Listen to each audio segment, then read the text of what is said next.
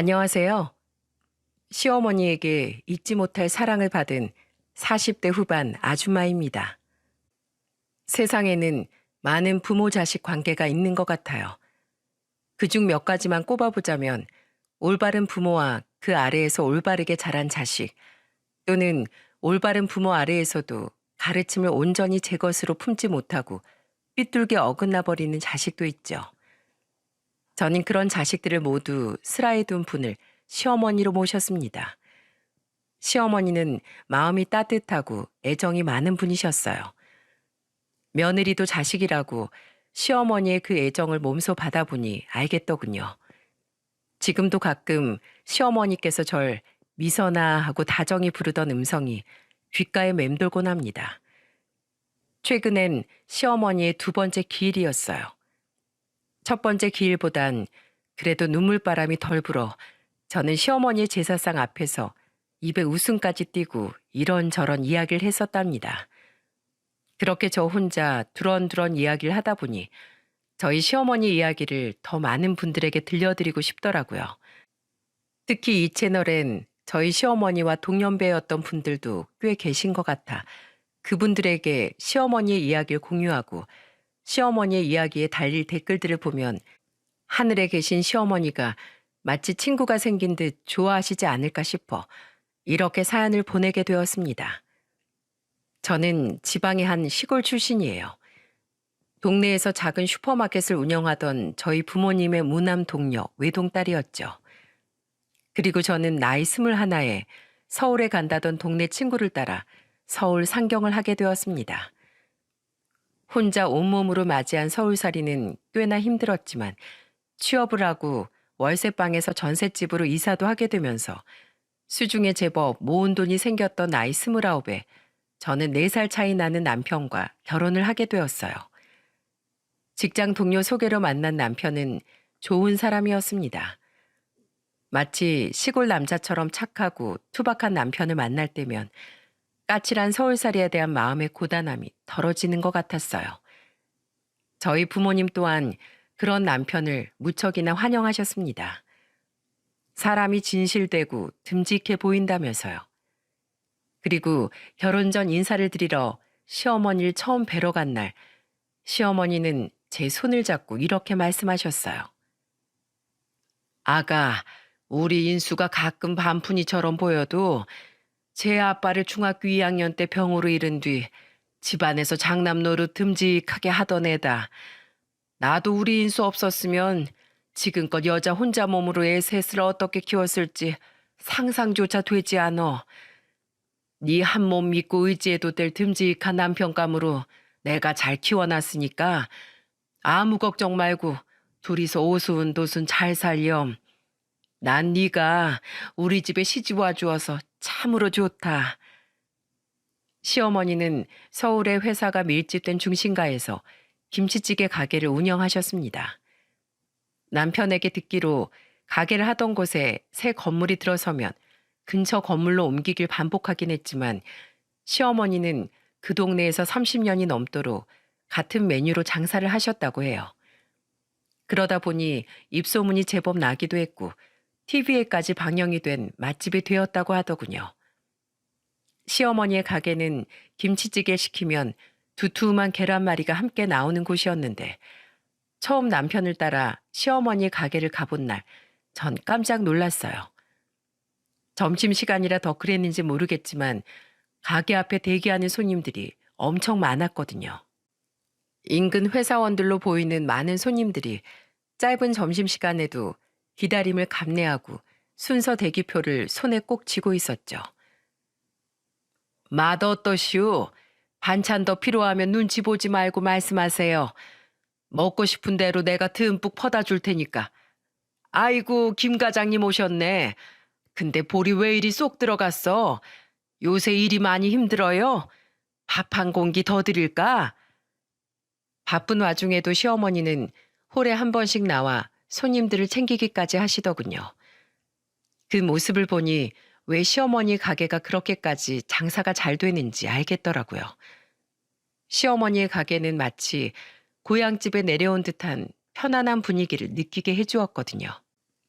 점심시간이 끝나 소란이 한바탕 끝났을 때야 시어머니는 밥을 거의 다 먹어가는 저와 남편에게 다가오셨습니다. 시어머니는 짐짓 미안한 표정을 지으며 저에게 말씀하시더군요. 아유, 우리 새아가가 처음으로 놀러 왔는데 내가 잘 챙겨주지도 못했네. 어디 음식은 입에 잘 맞아? 아, 네, 어머님. 너무 맛있어요. 제가 그동안 먹었던 김치찌개들 중에 단연 최고예요. 그날 저는 한사코 됐다는 시어머니의 만류에도 가게 직원분들을 도와 손수 홀 바닥을 쓸고 닦기까지 한 뒤에야 가게 문을 나섰어요. 시어머니는 저와 남편이 결혼할 때 1억이라는 금액을 지원해 주셨는데 그때 우리를 불러 앉혀 이렇게 말씀하셨습니다. 내가 더 지원을 해줄 수도 있다만 독립된 가정을 이루려 결혼을 한 것이니 너희 두 사람 힘으로 차곡차곡 모아서 살림을 키워나가 보거라. 18평 집에서도 살아보고 32평짜리 집에서도 살아보고 그래야 그 과정에서 너희들 스스로 살아가는 지혜를 터득할 수 있어. 그래도 내가 최소한의 금액만큼은 도와주마. 너희들 모은 돈 합치면 1억 조금 넘는다며? 거기에 내가 주는 1억 합하고 대출 좀 받으면 너희 둘이서 충분히 넉넉하게 시작할 수 있을 거야. 1억이라는 돈도 우리에겐 충분히 큰 돈이었던지라 저와 남편은 조금 더 서운하지 않았어요. 오히려 그만큼 지원을 해주신 것에 대한 감사함이 컸죠. 하지만 남편의 동생이었던 시동생과 시누이의 생각은 달랐나 봅니다. 시어머니는 남편과 제가 결혼한 뒤 차례로 1년 텀을 두고 시동생과 시누이가 결혼을 할 때에도 똑같이 1억씩을 지원해 주셨는데 시동생과 시누이는 엄청나게 불만을 늘어놓았어요. 엄마, 딸 결혼하는데 고작 1억이 뭐야 1억이. 우리 어릴 적에 아빠 없는 애라고 손가락질 받으면서 얼마나 힘들게 컸는데 결혼하고 나서도 돈 없이 힘들게 살라고? 엄마 돈 많잖아. 우리 사는 이 집만 해도 7억인데 엄마 혼자 잘 먹고 잘 살겠다는 얘기야? 아, 엄마, 1억을 누구 코에 붙여, 어? 야, 박진영, 나도 작년에 결혼할 때 엄마한테 1억밖에 못 받았어. 내가 아파트 하나만 사달라고 그렇게 졸랐는데 싹 다 무시당했다고. 그러니까 엄마, 진영이 저개 집애한테 100원이라도 더 줬단 봐. 그때 나도 똑같이 해줘야 돼. 경수, 진영이 너희 둘 다 그만 못해? 어디서 싸가지 없게 엄마한테 되먹지 못한 소리 짓거려? 1억이 적어? 그럼 너희들 손으로 직접 그 1억 벌어보던가. 너희들이 크면서 엄마한테 받기만 했지. 뭐 해드린 게 있다고 감사한 줄 모르고 투덜거려? 투덜거리길. 엄마한테 너희들이 돈 맡겨놨어? 받고도 감사할 줄 모를 거면 너희 둘 다 엄마가 주신 돈 도로 다 토해내고 알아서 살아. 당장 엄마한테 죄송하다고 사과 안 드려? 남편은 시동생과 시누이가 그럴 때마다 화를 냈습니다. 시동생과 시누이는 맞이인 남편의 말에는 귀가 죽어서 찍소리도 못했어요. 각각 결혼할 때 보았다시피 시동생과 시누이는 한 배에서 나온 남편과 친형제, 친남매가 맞나 싶을 정도로 안면 몰수한 사람들이더군요. 시누이와 시동생은 남편을 무서워했지만 남편이 없는 곳에서 곧잘 시어머니를 괴롭히고 있더라고요. 저는 결혼한 지 1년 만에 곧바로 아들을 낳았고 다음 해인 연년생 둘째 아들을, 마지막으로 2년 뒤엔 막내딸을 출산했어요. 그래서 한동안 시어머니께서 일을 그만두고 독박 육아를 하고 있는 저를 도와주러 저희 집에 많이 들르셨죠. 그런데 가게 일 보랴 제 육아를 도와주랴 워낙 바쁘게 움직이시다 보니 시어머니께서 한 번은 그만 알아눕고 마신 겁니다. 웬만하면 꼭 가게에 나가 얼굴이라도 비추시던 분이 직원들에게만 온전히 맡긴 채 가게에도 며칠을 못 나가 보실 정도로 말이죠. 그래서 저는 아들 둘이 어린이집을 간 사이 2살 배기 막내딸만 데리고 시댁에 찾아갔어요. 혼자서 끙끙 앓고 계실 시어머니가 너무도 걱정이 되었어요. 그런데 시댁에 들어섰을 때 안방 쪽에서 실랑이를 하는 소리가 들리더라고요. 누가 왔나 싶어 조금 열린 안방 문틈새로 살펴보니 글쎄 그곳엔 시누이와 시매부가 들어앉아 아프신 시어머니께 열변을 토하고 있더군요. 엄마, 우리가 남이야? 나 엄마 딸이잖아. 그러니까 내 남편도 결국 엄마 자식이나 진배 없는 거지. 그러니까 이 사람한테 투자 좀 해줘. 왜 자꾸 싫다고 하고 내 전화도 피해. 엄마 진짜 너무한 거 아니야? 엄마 뭐 죽을 때 그 돈 다 싸들고 저승 가려고? 그건 아니잖아. 엄마, 내가 이렇게 부탁 좀 할게. 엄마 사위 뜻 한번 세상에 대차게 펼치게 좀 밀어줘. 장모님, 그러지 마시고 한 번만 도와주세요. 친한 형님이 그랬다니까요. 중고차들 매입해서 해외로 대파는 사업인데 시작하기만 하면 적자 없이 재미가 쏠쏠할 거래요. 부족한 투자금 딱 2억만요. 네? 듣자 하니 정말 못 들어주겠더군요. 제가 방문을 활짝 열고 안방으로 들어가니 시누이와 시매부가 놀란 눈으로 절 바라보았습니다. 그리고 침대에 누워 계시던 시어머니께선 열 때문인지 인상을 찡그리고 식은땀을 뻘뻘 흘리고 계셨죠. 그 모습을 보니 저는 더욱더 부하가 치밀어 시누이와 시매부에게 화를 냈어요. 지금 못들하는 짓이에요. 어머님 지금 아파서 식은땀 흘리시는 거 안 보여요? 두 사람 다 나가세요 당장. 여기가 새언니 집이에요? 왜 새언니가 우리 엄마 집에서 날 나가라 말아요? 웃겨 정말. 그리고 새언니, 우리 엄마가 얼마나 떼부자인 줄 알아요? 아마 그깟 2억 좀 도와준다고 해도 엄마한테 큰 무리도 아닐걸요. 근데 도통 자식들한테 말을 안 하니 얼마나 재산을 모아놨는지 도통 알 수가 있어야지. 아니, 그 돈 혼자 다 모아놨다가 어디다 쓰려고 저러신대요? 어차피 부모가 돈을 버는 건 다 자식들 잘 키우려고 하는 일 아니에요? 심해부는 헛기침을 하며 민망한 데 시선을 돌렸지만 시누이는 도리어 턱을 치켜들고 제게 눈을 부릅뜨더군요. 그 모습에 정말 얼마나 환멸이 났나 모릅니다. 저는 그런 시누이에게 가까이 다가가 이를 악물고 으름장을 놨죠. 지금 자식으로서 아픈 엄마한테 이게 할 짓이에요? 그리고 어머님이 떼부자면 그게 뭐요? 자식 키우면서 여자 혼자 몸으로 자식 셋 대학 등록금 다 대주시고 결혼할 때 그만큼 지원해 주신 거로도 충분히 해주실 만큼 해주신 거 아닌가요? 아가씨 오빠한테 당장 전화하기 전에 이 집에서 나가요. 얼마 전에 아가씨가 음주운전해서 합의금 어머님한테 뜯어간 것도 지금 제 남편이 이를 뿌득뿌득 갈고 벼르고 있으니까. 그리고 고모부, 사업을 하려면 고모부가 직접 돈 모아서 하세요. 어디서 장모 어려운 줄 모르고 뚫린 입이라고 나불대요. 네? 당장 안 나가요? 제가 험악한 얼굴로 남편까지 들먹이자 두 사람은 그제야 투덜거리며 자리를 뜨더군요. 시어머니는 소리 없이 눈물을 흘리셨습니다. 저는 딸아이를 잠시 내려놓고 그런 시어머니께 다가가 위로를 해드렸죠. 어머님, 울지 마세요. 아휴, 내가 일만 하느라 내 자식들을 잘못 키웠나 보다. 얼마 전엔 경수도 나한테 술 먹고 와서 행패를 부리더라. 자기가 작년에 이혼한 게 다 내 탓이라면서 말이야. 내가 자기 결혼할 때 고작 1억밖에 안 해줘서 둘째 며느리가 서방 어렵고 귀한 줄 모르고 자기를 버리고 갔다더구나. 도대체 그놈이 맨날 술 퍼먹고 집에 가서 깽판 부려서 지 아내한테 이혼당한 게 왜 내 탓이란 말이냐. 오히려 그놈 위자료도 내가 얼마를 해줬는데. 아휴, 어쩜 한 배에서 난 자식들인데 인수랑 그 동생 놈들이랑 하는 짓이 이렇게 천지차이니. 시어머니는 제게 몸을 돌려누워 흐느끼셨고 저는 그런 시어머니를 꼭 안아드렸습니다. 이 작고 갸냘픈 어깨로 자식 셋을 짊어지고 살아내느라 얼마나 고군분투하셨는지 남편에게 익히 들었던 터라 저는 시어머니가 너무 가엾고 안쓰러웠어요. 이후 제게 이야기를 들은 남편은 결국 시누이 집을 찾아가 한바탕 뒤집어 놓았고 때문에 한동안 시누이와 시매부는 시어머니에게 돈의 디귿자도 꺼내지 못하더군요.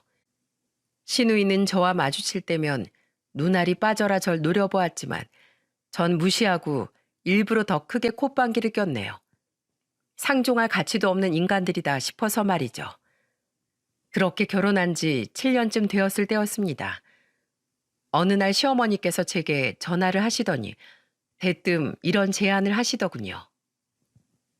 어머마, 너 내 가게에서 같이 일해볼 생각 없니?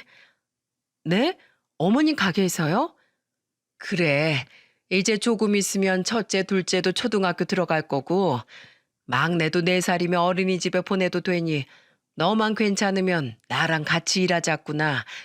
내 월급은 섭섭지 않게 챙겨주마. 이 가게는 내가 평생 이뤄놓은 업적이나 마찬가지인데 내가 혹시 병에 걸려 잘못되기라도 해봐라.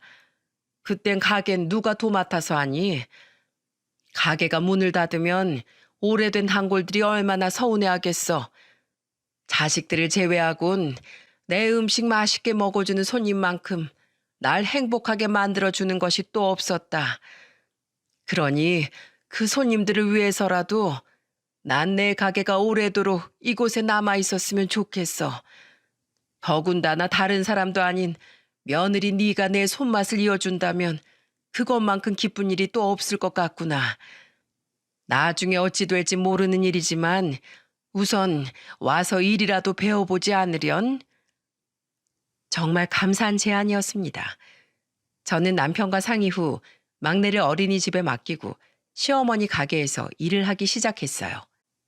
유치원에 다니던 첫째와 둘째는 이전부터 둘이 손 꼭 붙잡고 알아서 잘 하원을 하던 터라 출근 전 아이들이 저녁 전에 챙겨 먹을 간식을 식탁 위에 차려뒀고요. 시어머니의 가게에서 일하는 건 굉장히 재미있었지만 그만큼 고되기도 했습니다. 손님이 너무 많아 가게가 얼마나 바쁘고 정신이 없는지 저는 일을 시작한 지 1년 만에 무려 8kg가 빠졌었어요. 하지만 그마저도 너무 즐겁더군요. 시어머니께서 제게 염려스럽게 일은 할 만하냐고 물으셨을 때 저는 싱글벙글 웃으며 이렇게 대답했어요. 힘들긴 한데요. 그만큼 보람도 있어요, 어머님. 어차피 애들 낳고 65kg까지 찐 살이 통 안 빠져서 고민이 많았는데 겸사겸사 그 살도 다 빼고 얼마나 좋아요. 어머님, 저 요새 손님들한테 부쩍 칭찬도 많이 받아요. 그 시어머니의 그 며느리라고 어머님 닮아서 엄청 친절하다고요. 그래, 아유 그렇게 말해주니 고맙구나.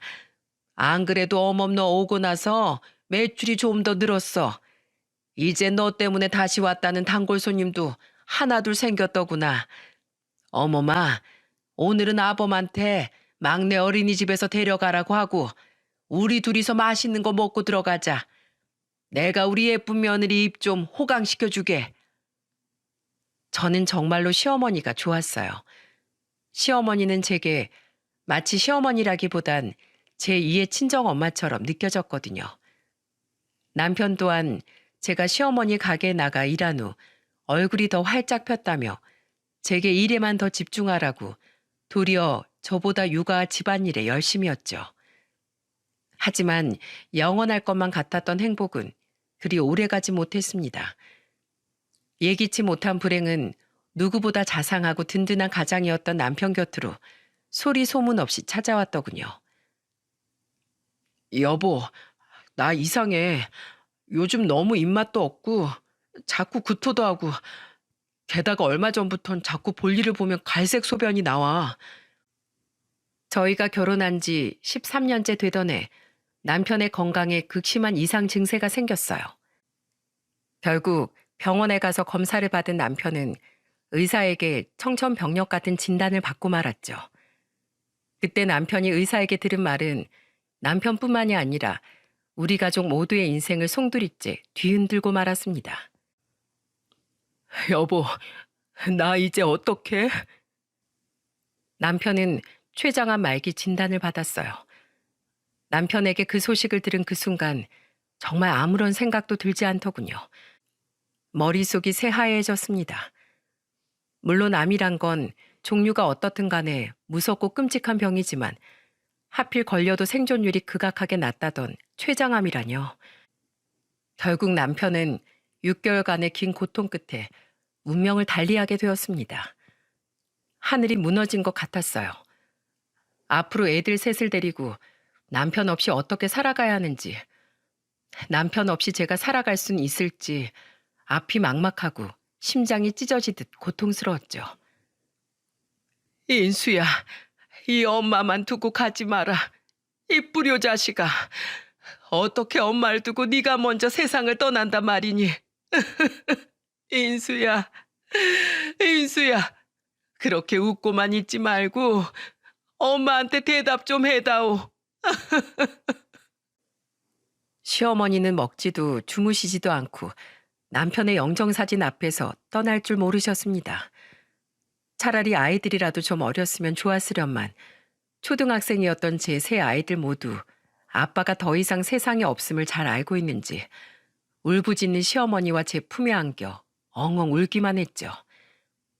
저 역시 참담하기 이를 데가 없었지만 저는 시어머니와 제 자식들을 챙겨야 했습니다.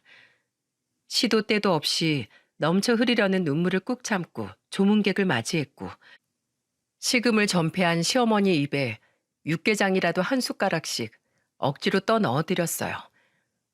울다 지친 아이들 곁에 누워 등을 두드리며 아이들을 재워야 했고 장례 절차를 밟고 장례 비용에 대해 병원 관계자와 대화를 나누어야 했죠. 그런데 남편의 장례가 끝난 지 이틀 뒤 갑자기 시동생과 시누이가 절 찾아왔습니다. 그리곤 아직 슬픔에 빠져있는 제게 두 사람은 이렇게 말했어요. 새언니, 이제 우리 오빠도 없는데 새언니 우리 집 사람 아니잖아요. 이제 그만 우리 엄마 가게 그만두세요. 어차피 이제 남남이 마당에 계속 그 가게에 붙어 있겠다는 건 새언니가 엄마 재산 노리고 있다는 말밖에 더 되겠어요? 그래요, 형수님. 아니, 이젠 뭐 형수님도 아니지. 저기요, 형 사망보험금 받았다고 들었는데 맞죠? 거기다가 형 앞으로 된 재산도 있고 당신 앞으로 형하고 살던 집도 남았잖아요. 우리가 조카들 생각해서 그건 안 뺐을 테니까 그거 먹고 그만 떨어지세요. 어차피 우리 서로 눈의 가시처럼 거슬려 하던 사이였으니까 앞으로는 서로 괜히 불편하게 만들 것 없이 각자 남남으로 살자고요. 우리 엄만 우리가 알아서 잘 모시고 돌봐드릴 테니까. 안 그래도 남편이 세상을 떠난 와중에 제가 시어머니 가게에서 계속 일을 하는 게 맞는지 깊게 고민을 하고 있던 마당에 시누이와 시동생까지 대놓고 절 떠나라고 압박하니 저도 점점 떠나는 쪽으로 마음을 굳히게 되더군요. 게다가 저에게도 이러는데 제가 그만둘 때까지 시동생과 시누이가 시어머니를 얼마나 들들 볶을까 싶어 저는 결국 시어머니의 가게를 그만두게 되었어요. 시어머니는 절 붙잡으려 하셨지만 저는 시어머니에게 그저 죄송하다는 말밖에 할 수 없었죠. 저는 다행히 작은 중소기업으로 이직을 할 수 있었어요. 이후엔 원래 살던 집에서 제 벌이와 남편이 남긴 재산으로 아이들을 키우며 정신없이 살아갔죠. 그래도 시어머니와는 종종 연락을 하고 안부도 물으며 끈끈한 사이를 이어나갔습니다. 시어머니는 힘든 일이 있을 때마다 제게 전화해 하소연을 하셨는데 시어머니에게 듣기론 제가 가게를 그만둔 후 그 빈자리엔 다름 아닌 시누이가 앞장서서 들어왔다고 하네요. 내가 화병이 나서 미치겠다 어머마. 진영이 걔가 이럴 거면 대체 왜 여기서 일을 하겠다고 막무가내로 쳐들어온 건지 도통 모르겠어. 걔가 오고 손님들이 몇이나 발길을 끊었는지 몰라. 손님이 반찬 좀 더 갖다 달라고 하면 못 들은 척 하질 않나. 소주 달라고 하는 손님한테 직접 갖다 먹으라고 하질 않나. 한 번은 나이 지긋한 단골이 자기한테 반말 좀 했다고 싸우다가 말리는 사람들이랑도 시비가 붙어서 글쎄 경찰서까지 다녀왔다. 어디 그뿐이니? 술 먹고 주방 직원들이랑 툭하면 싸워서 직원도 둘이나 그만뒀어. 결국 시어머니가 시누이를 내쫓으려고 하자 시누이는 뻔뻔하게도 자신도 돈이 필요해서 일을 하러 온 건데 자신을 자를 거면 몇 천만 원만 좀 도와달라고 했다더군요. 그렇게 시누이는 결국 몇 차례 돈을 더 뜯어가고 나서야 가게를 그만두었다네요.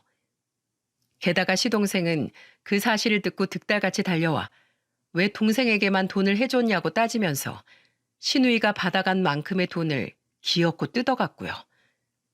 그렇게 더 이상 시동생과 신우이를 휘어잡을 남편이 없어진 시댁에서 시어머니는 힘겹게 버티고 계셨습니다. 한 번은 너무 화가 나 신우이 집을 쳐들어간 적이 있는데 그때 신우이는 제게 이렇게 소리치더군요. 당신이 뭔데 내가 우리 엄마한테 돈 받는 거 하지 말아야? 우리 엄마가 억지로 줬다는 증거 있어? 생판 남이 어디 남의 가족 사이 끼어들어서 행패야? 그리고 신우이는 절 곧바로 경찰에 신고해버렸습니다. 저는 경찰들의 인계하에 귀가 조치되었고 그 사실을 들은 시어머니께선 제게 전화해서 울먹이며 사과를 하셨죠. 미안하다 어머마. 나 때문에 경찰차까지 타게 만들고. 아니 그러게 왜 거길 찾아갔어? 앞으론 그러지 마라. 내가 괜히 너한테 별 얘기를 다 해서 잘 살고 있는 너까지 마음고생을 시켰구나. 아니에요 어머님. 오히려 제가 죄송해요. 제가 아무런 도움이 안 되는 것 같아서요. 그러니까 어머님, 차라리 자식들이 집에 오면 문도 열어주지 마시고 전화도 받지 마세요. 그래도 그놈들이 자꾸 가게로 찾아오는 걸 어떡하니. 잘 달래 보내서 장사는 해야 할 것 아니야. 속이 타들어갔습니다. 이럴 때 남편이 살아있었으면 얼마나 좋을까 싶었어요. 그래도 제가 찾아가 난동을 부린 후엔 별다른 일이 없었는지 시어머니께선 이후엔 별 말씀이 없으시더군요. 그렇게 남편이 세상을 떠난 지 5년이 지났습니다.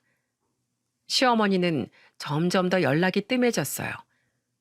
제가 먼저 시어머니께 연락을 드릴까 싶다가도 제가 자주 전화를 드리면 오히려 시어머니가 더 불편해하실 수도 있을 것 같아 애써 참았죠. 점점 연락이 없어지는 시어머니를 보며 저는 시어머니가 이제 슬슬 절 잊을 준비를 하는 중이신가 보다 싶어 저 또한 마음속 깊은 곳에 시어머니를 점차 묻게 되었어요. 그러던 어느 날 시어머니에게 오랜만에 전화가 걸려와 저는 반가운 반 놀라운 반으로 전화를 받았습니다. 그런데 휴대폰 너머로 들려온 시어머니의 말은 그야말로 또다시 제게 큰 슬픔을 안겨주었어요. 어머마, 어머님, 잘 지내셨어요? 어디 아프세요? 목소리 왜 이렇게 힘이 없으세요? 내가 차마 기댈 곳도 없고 너무 외로워서 너한테 전화했다. 어머마, 혹시 나 있는 대로 좀 와줄 수 있겠니? 나 병원에 입원해 있어. 의사 말로는 지금 내 몸이 너무 쇠약해져 있으니 조금씩 마음의 준비를 하라더구나. 깜짝 놀란 저는 한달음에 병원으로 달려갔습니다. 다행히 시어머니께서 입원해 있다던 병원은 저희 집에서 차로 그리 멀지 않더군요. 그리고 병실에 도착해 오랜만에 다시 만난 시어머니의 모습을 보고 저는 그만 눈물을 참지 못했어요. 어머니, 왜 이렇게 마르셨어요? 원래도 마른 체격이었던 시어머니는 그동안 대체 무슨 일이 있었는지 거의 뼈만 남아있을 정도로 앙상해져 있었습니다. 시어머니는 제가 눈물을 보이자 제 손을 잡으며 울음을 터뜨리셨어요. 살면서 너무 고생을 많이 하고 살았나 봐. 가지고 있던 지병들이 전부 악화돼서 내 몸이 더 이상은 쇠약해질 구석도 없다더구나.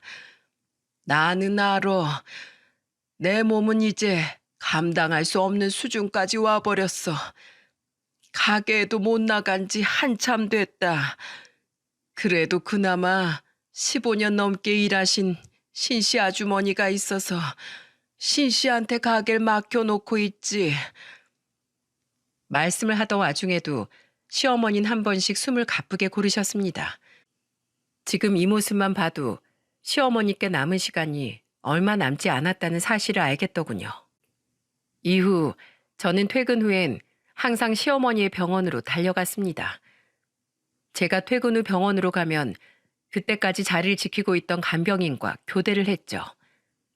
제 아이들은 이미 각각 고등학교 2학년, 1학년, 그리고 중학교 2학년이 되어 제 손길이 크게 필요치 않았기에 저는 시어머니 간병에 더욱 집중할 수 있었어요.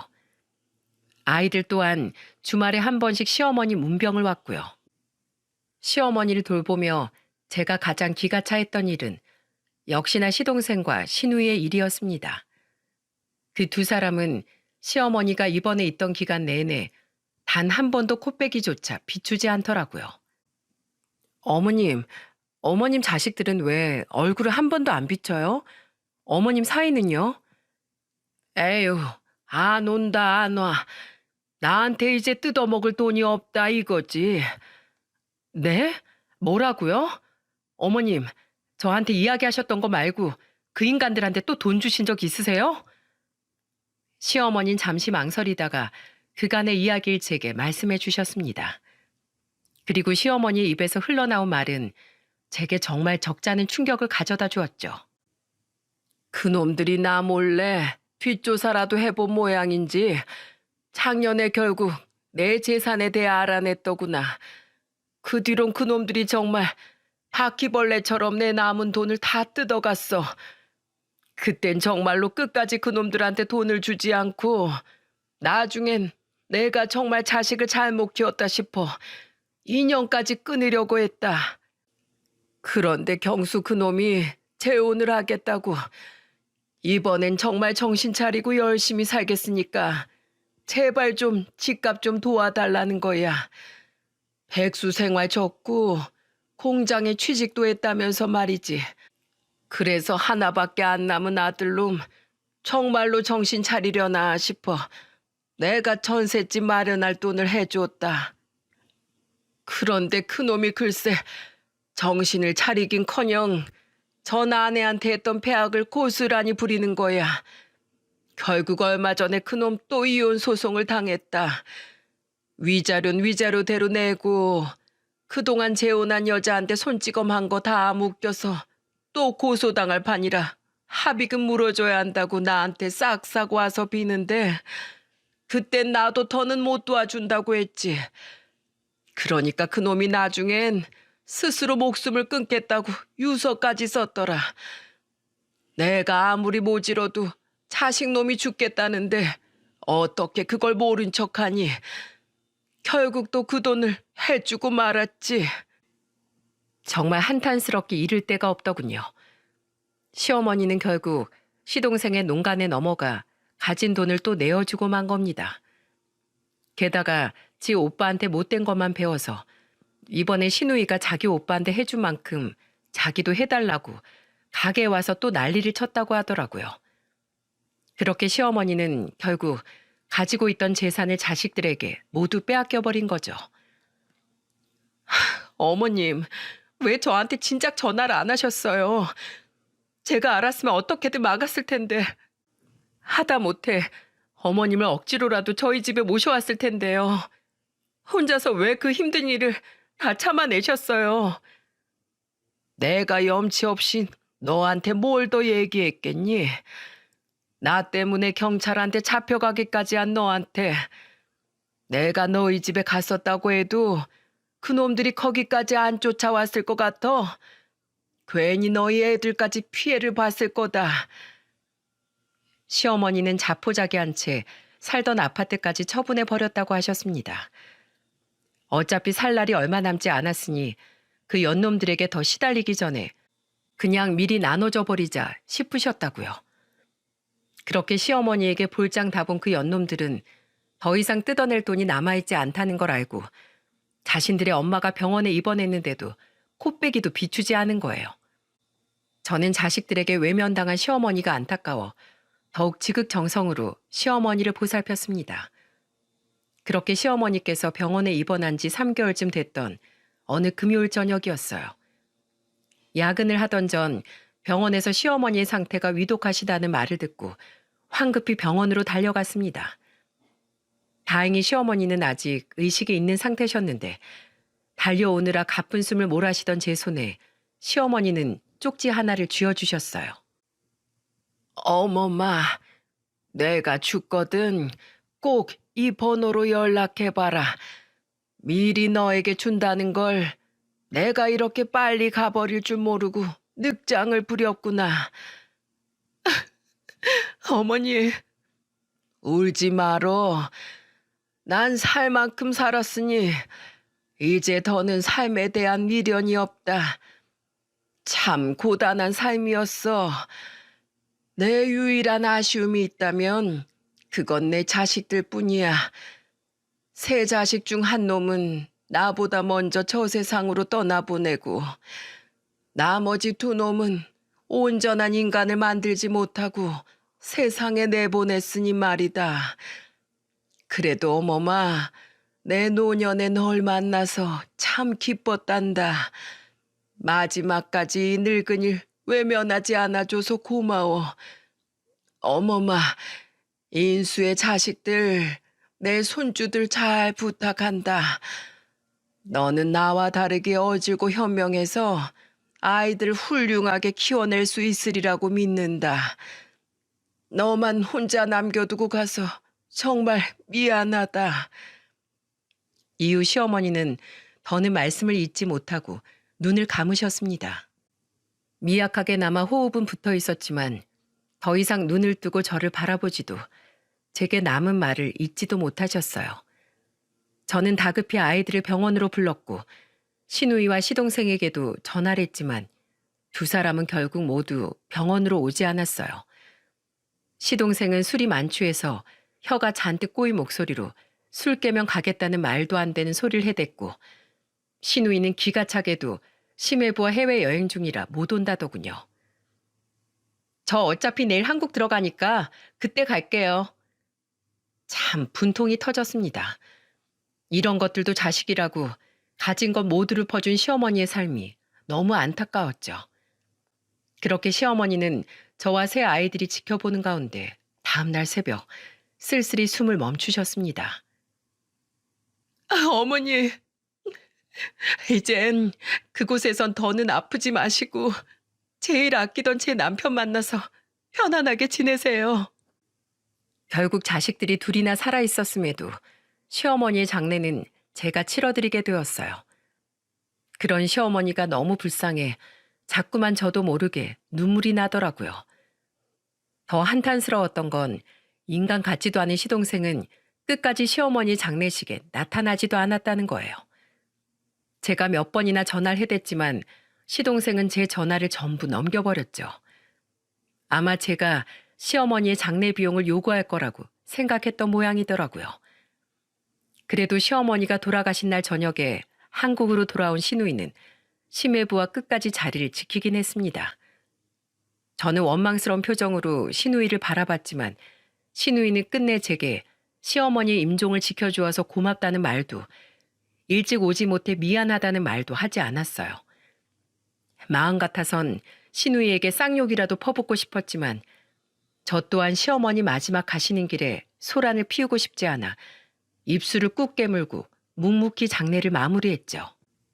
장례가 끝난 후 저는 뒤늦게 시어머니께서 제게 주신 쪽지가 생각나 그 쪽지에 적힌 번호로 전화를 걸었어요. 그런데 제 전화를 받은 건 정말 뜻밖의 인물이었습니다. 안녕하세요. 유미선이라고 합니다. 저희 시어머니께서 이 번호로 전화를 드리라고 해서 전화했는데요. 아, 안녕하세요. 저는 유미선 씨 시어머니 변호사였던 사람이에요. 드릴 말씀이 있는데 잠깐 제 사무실로 와주실 수 있나요? 그 사람은 바로 시어머니의 유산 정리를 맡았다던 변호사였어요. 저는 왜 시어머니께서 제게 변호사의 연락처를 남겼는지 의아한 마음에 변호사 사무실을 찾았습니다. 그리고 그곳에서 저는 굉장히 놀라운 소식을 듣게 되었죠. 네? 어머님이요? 네, 유미선 씨 시어머니께서 자신이 운영하시던 김치찌개 가게가 있는 건물을 유미선 씨 앞으로 남기셨어요. 그리고 변호사가 시어머니가 남긴 유언장을 읽어주는데 저는 그만 감정을 주체하지 못하고 그 자리에서 엉엉 울고 말았어요. 사랑하는 내 며느리 미선아, 내가 이렇게 떠나며 마지막까지 너한테 염치 없는 부탁을 하게 되어 참 미안하다. 미선아, 네가 누구보다 내 가게 일에 진심으로 열심히 또 즐겁게 임해 주었다는 걸 잘 안다. 그래서 이렇게 부탁하마. 부디 내가 평생 일궈놓은 그 가게를 네가 이어받아 잘 운영해다오. 자식놈들은 다 필요 없다. 돈이 없으면 부모는 부모 취급도 받지 못한다는 걸 내 말년에 뼈저리게 깨달았지. 그런데 미선이 넌 달랐어. 넌 바라는 거 하나 없이 날 친부모처럼 대해줬고 지금은 남이 된 사이인데도 내 마지막 남은 시간을 따뜻한 마음으로 품어줬다. 인수가 자기를 닮아 착하고 어진 아내를 만나서 내게 너라는 며느리를 선물해 준 거야. 미선아, 부디 내 가게를 부탁한다. 내가 남긴 건물이 비록 2층짜리 낡은 건물이긴 하나 그 가게 하나만으로도 너 하나랑 새 손주들이 평생 먹고 사는 데는 문제가 없을 거야. 나는 네가 옆에 있으니 한결 가벼운 마음으로 세상을 떠날 수 있다. 그동안 참 미안했고 고마웠다. 내 며느리, 내 딸 미선아, 부디 넌 오래오래 손주들과 행복하게 살 수 있길 내 진심으로 바란다. 눈물을 멈추지 못하는 제게 변호사는 휴지를 건네며 말했어요. 미선 씨 시어머니는 남은 두 자식들이 알아채기 전에 임대해서 장사를 하고 있던 그 건물을 사두셨어요. 이 가게를 이어받을 사람은 미선 씨뿐이라면서 자신이 살아생전에 미선 씨에게 그 건물을 남기게 되면 자식들이 또 찾아와 난리를 쳤을 거라며 꼭 사후에 미선 씨에게 건물을 넘기길 원하셨죠. 시어머니는 이미 오래전부터 그 가게를 저에게 남기길 원하셨다고 해요. 그래서 자식들이 미처 찾지 못한 재산까지 들키기 전에 몰래 그 돈으로 건물을 사두셨다고요. 저는 시어머니의 그런 마음도 모르고 시어머니의 마음을 지레짐작해 시어머니께서 외롭게 고군분투하시던 그 시간 동안 먼저 연락 한번 드리지 않은 제 자신이 너무 미웠습니다. 얼마 지나지 않아 이 사실을 알게 된 시누이와 시동생은 이젠 제가 사장이 된 가게로 찾아와 난동을 부렸어요. 저는 경찰을 불러 그들을 쫓아냈죠. 어차피 그들이 시어머니의 살아생전 증여받은 재산이 너무 많아 유류분 반환 청구 소송을 제게 걸 수도 없었고 법적으로 이미 모든 부분에 대한 처리가 끝난 뒤였으니 그들이 할 수 있는 건 아무것도 없었으니까요. 그렇게 2년이라는 시간이 흘렀습니다. 저희 첫째 아들은 기특하게도 서울의 4년제 대학에 입학을 했고 둘째 아들은 지금 힘겨운 고3 시기를 보내고 있어요. 뒤늦게 사춘기가 온 막내딸은 공부는 안 하고 밖으로 놀러만 다니고 있는데 그래도 다행히 나쁜 짓은 안 하고 그 나이 때 아이들처럼 즐거운 학창 시절을 보내고 있는 것 같아 그냥 내버려 두고 있습니다. 공부를 안 해서 그렇지 가끔 가다 저를 돕겠다며 제 가게로 찾아와 교복 소매를 걷어붙이는 착한 딸의 모습이 마치 20년 전 시어머니 가게 처음 왔던 제 모습을 보는 것 같아 눈물이 핑 도는 걸 겨우 참았네요. 저희 친정 부모님께선 얼마 전 슈퍼마켓과 남은 재산을 미리 정리해 저에게 증여해 주려 하셨어요. 하지만 저는 그런 부모님의 말씀을 거절했죠. 요즘 100세 시대라는데 그냥 엄마 아빠 노년의 그 돈들 100원짜리 한 장 남기지 마시고 다 쓰면서 즐겁게 사세요.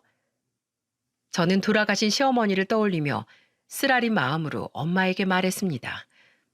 시어머니를 그렇게 보내드린 후 자식에게 모든 재산을 넘긴 부모님의 노년을 절대로 보고 싶지 않았거든요. 두 분이서 평생 고생하며 일구신 그 재산은 응당 두 분의 행복한 노년을 위해 쓰이는 것이 마땅하다고 생각했죠. 제 가게는 다행히 전 국민이 거친 힘든 시기를 무사히 이겨내고 다시 예전만큼 성황리에 장사를 하고 있습니다. 저는 이전 시어머니께서 하셨던 것처럼 주방일과 손님 응대 중 어느 것도 소홀히 하지 않고 열심히 일을 하고 있어요. 그래야 하늘에서 내심 불안하게 지켜보고 있을 시어머니도 마음을 놓으실 테니까요. 시누이와 시동생은 이후 딱 한 번만 더 제 가게를 찾아왔습니다. 그들은 법적으로 자신들이 할 수 있는 일이 없다는 걸 깨닫자 아예 제 가게를 망하게 할 생각으로 가게 앞에 드러누워 깽판을 치더군요. 저는 그들을 영업 방해죄로 아예 고소를 해버렸어요. 결국 그들은 가게 직원과 손님들의 증언으로 벌금형을 받고 나서야 두 번 다신 저희 가게에 발을 들이지 않더라고요. 시누이네 집안은 쫄딱 망했다고 하더군요. 시누이가 그동안 시어머니에게 뜯어간 돈은 전부 시매부가 기업고 시작한 중고차 수출 사업으로 들어갔는데 알고 보니 그 사업에 투자할 것을 권했던 그 아는 형님이라는 사람이 다른 지인과 짜고 사기를 쳤던 거라더라고요. 결국 시매부 앞으로 수많은 빚만 남게 되자 시누이는 이혼을 하려고 했는데 시매부가 끝까지 이혼을 해주지 않고 돈을 벌어오지 않으면 가만 안 두겠다고 손직원까지 하는 바람에 지금 울며 겨자 먹기로 작은 공장에서 일을 하고 있다고 합니다. 변호사를 선임해 소송을 할 돈조차 여의치 않아서 말이죠.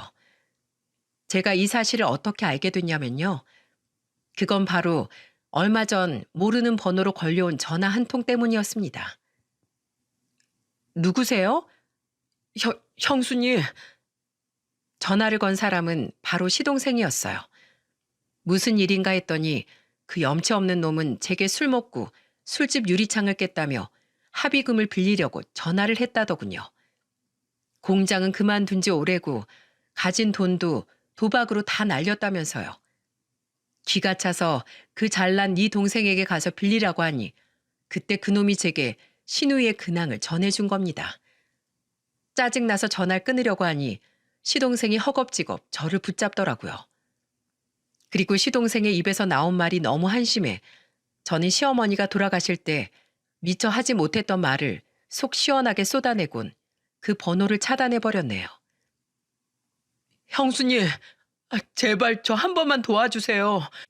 그래도 한때는 우리 가족이었잖아요. 형수님, 저 그 합의금 못 내면 이번엔 정말 교도소 가요. 저 그래도 형수님 남편 동생이었고 형수님 애들한테 삼촌인데 이렇게 모른 척 하실 거예요? 형수님, 제발 저 좀 살려주세요. 아줌마라고 할 땐 언제고 이제 와서 어따 대고 형수님이래요. 이보세요, 박경수 씨. 아니, 이 자식아. 제발 정신 좀 차려라, 어? 넌 돈이 있으면 가족이고 돈이 없으면 남이냐? 그래서 네 엄마 장례식에 코빼기도 안 비쳤어? 죄를 지었으면 죄값 치르면서 반성하는 시간이나 가져.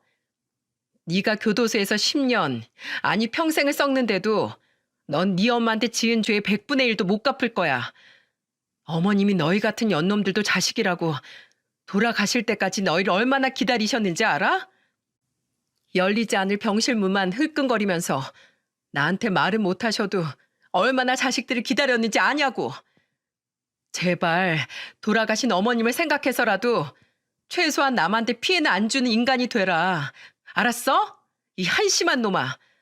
또 나한테 전화 걸면 내가 너 있는 대로 찾아가서 확 김치 국물을 부어버릴 거야. 제일 쿰쿰하고 매운 걸로. 네 여동생한테도 전해. 나한테 돈 빌릴 생각이란 꿈에도 하지 말고 평생 어머님한테 속지 않은 마음으로 살라고. 천벌을 받을 놈들이면 분명한데도 며칠 전 시어머니의 제사를 지내던 제 마음이 편치 않았어요. 그래서 저는 괜히 시어머니 영정사진에 대고 변명 아닌 변명을 늘어놓았네요. 어머님, 제가 어머님 자식들 모른 척한다고 너무 서운해 마세요. 저는 그 연놈들을 용서할 수가 없어요. 그리고 제가 도와준다고 해도 그 둘은 절대로 정신 못 차릴 거예요. 차라리 이렇게 어머님 빈자리를 느끼며 호되게 당해보는 게 그 둘에겐 더 나을 수도 있어요. 매가 약이란 말도 있잖아요. 그러니까 어머님 너무 속상해하지 마세요. 아셨죠? 저 미워하지도 마시고요. 여러분, 슬프지만 자식이라고 다 자식이 아니더라고요. 평생 부모님 스스로 읽어놓은 재산을 왜 자식이란 이유로 당연히 제 것이라고 생각하나요? 왜 스스로 번 것이 아닌 그 돈을 탐내다 결국 모두가 불행해지는 결말을 맞이하는 걸까요? 물론 시동생이나 시누이 같은 사람들이 흔하진 않을 거라고 생각하지만 그래도 제 동년배 분들 모두 부모님의 노후 자금이 부모님에겐 얼마나 귀하고 중요한 자산인지, 그리고 부모님의 인생 또한 자식의 인생 못지않게 중요한 것임을 꼭 잊지 않으셨으면 좋겠습니다. 곧 다가올 명절엔 우리 자식들 모두 부모님 손에 단돈 10만 원이라도 쥐어드리고 감사의 마음을 표할 수 있는 시간을 가지시길 바랍니다. 앞으로 저는 아이들 대학을 전부 보내고 나면 시어머니께서 제게 남긴 이 가게의 수익금으로 불우이웃도 돕고 저 스스로도 봉사 다니며 여생을 살아볼까 합니다. 이 가게는 온전히 제 손으로 일궈낸 것이 아니고 시어머니의 선의를 물려받은 것이니 저 또한 어려운 이들에게 제가 받은 선의를 나누고 싶어요. 그럼 지금까지 저희 시어머니 이야기를 함께 들어주신 분들 모두에게 감사드리며 이만 사연을 마치겠습니다.